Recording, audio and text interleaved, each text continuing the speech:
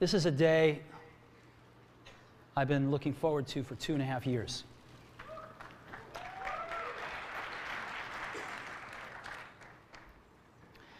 Every once in a while, a revolutionary product comes along that changes everything.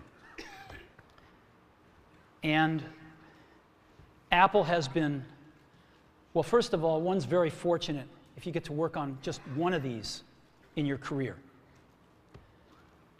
Apple's been very fortunate. It's been able to introduce a few of these into the world. In 1984, we introduced the Macintosh. It didn't just change Apple, it changed the whole computer industry.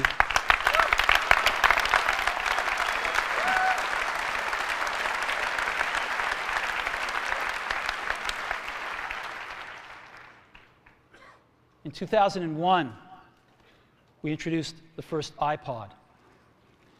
And it didn't just change the way we all listen to music. It changed the entire music industry. Well, today, we're introducing 3 revolutionary products of this class. The first one is a widescreen iPod with touch controls.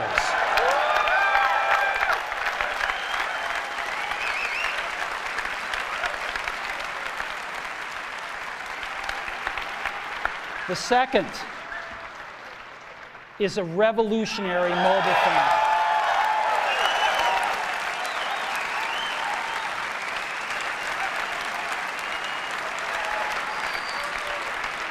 And the third is a breakthrough internet communications device. So, 3 things: a widescreen iPod with touch controls, a revolutionary mobile phone, and a breakthrough internet communications device. An iPod, a phone, and an internet communicator. An iPod, a phone. Are you getting it? These are not 3 separate devices. This is one device. And we are calling it iPhone. Today, Apple is going to reinvent the phone. And here it is.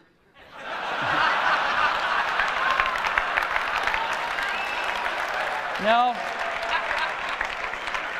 Actually, here it is, but we're going to leave it there for now. So, before we get into it,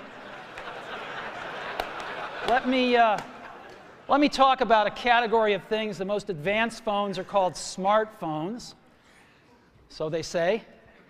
And they typically combine a phone plus some email capability, plus they say it's the internet, sort of the baby internet, into one device. And they all have these plastic little keyboards on them. And the problem is that they're not so smart and they're not so easy to use. So if you kind of make a Business School 101 graph of the smart axis and the easy to use axis, phones, regular cell phones are kind of right there. They're not so smart and they're not so easy to use.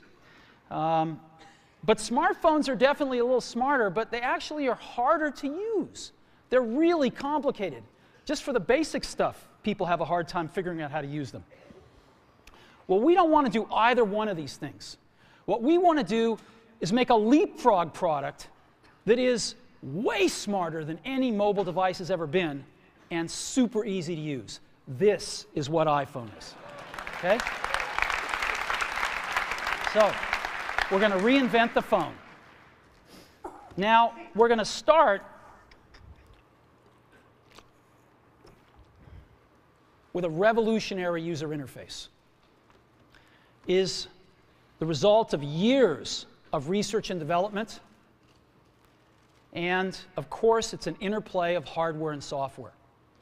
Now, why do we need a revolutionary user interface? I mean, here's 4 smartphones, right? Motorola Q, the BlackBerry, Palm Treo, Nokia E62, the usual suspects. And what's wrong with their user interfaces? Well, the problem with them is really sort of in the bottom 40 there. It's this stuff right here. They all have these keyboards that are there whether you need them or not to be there. And they all have these control buttons that are fixed in plastic and are the same for every application. Well, every application wants a slightly different user interface, a slightly optimized set of buttons just for it. And what happens if you think of a great idea 6 months from now? You can't run around and add a button to these things. They're already shipped. So what do? It doesn't work because the buttons and the controls can't change. They can't change for each application, and they can't change down the road if you think of another great idea you want to add to this product. Well, how do you solve this? It turns out we have solved it. We solved it in computers 20 years ago. We solved it with a bitmap screen that could display anything we want, put any user interface up, and a pointing device. We solved it with the mouse, right? We solved this problem. So how are we going to take this to a mobile device? Well, what we're going to do is get rid of all these buttons and just make a giant screen. A giant screen. Now, how are we going to communicate this? We don't want to carry around a mouse, right? So what are we going to do? Oh, a stylus, right? We're going to use a stylus. No. No. Who wants a stylus? You have to get them and put them away and you lose them. Yuck. Nobody wants a stylus. So let's not use a stylus. We're going to use the best pointing device in the world. We're going to use a pointing device that we're all born with. We're born with 10 of them. We're going to use our fingers. We're going to touch this with our fingers. And we have invented a new technology called multi-touch, which is phenomenal. It works like magic. You don't need a stylus. It's far more accurate than any touch display that's ever been shipped. It ignores unintended touches. It's super smart. You can do multi-finger gestures on it. And boy, have we patented it.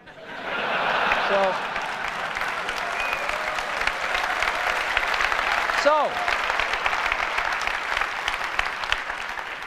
we've been very lucky to have brought a few revolutionary user interfaces to the market in our time. First was the mouse.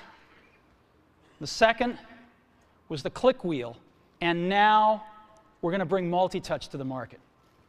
And each of these revolutionary user interfaces has made possible a revolutionary product. The Mac, the iPod, and now the iPhone. So, a revolutionary user interface. We're going to build on top of that with software. Now, software on mobile phones is like baby software. It's not so powerful. And today, we're going to show you a software breakthrough. Software that's at least 5 years ahead of what's on any other phone. Now, how do we do this? Well, we start with a strong foundation. iPhone runs OS 10. Now,